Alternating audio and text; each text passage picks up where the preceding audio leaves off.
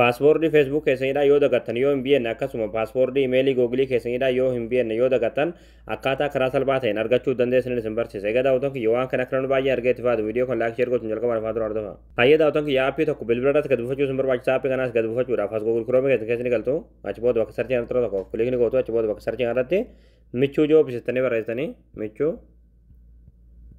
joobis. Achi booda michuu joobis kan jiru irratti ni baasira tokko kilikni gootu. Ammallee asirratti michujobs.com kan jiru tokko kilikni gootu. Achi booda haala kanaan sitti fitaa sulata ikoonii sarchii irratti tokko kilikni gootu.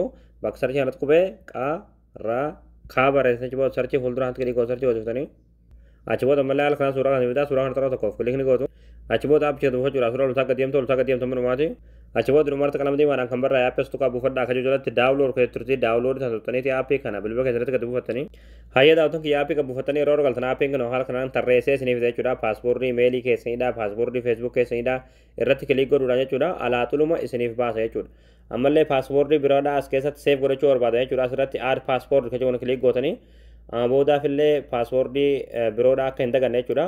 As keessatti sajjalachuu dandeessan jechuudha. Aappiin kun aappii baay'ee tokko bareedaa ta'edha. Aappii salphumatti paaspoortii barbaadan keessaa argachuu dandeessanidha. Hundi keessanuu gad buufadhaatii itti fayyadama.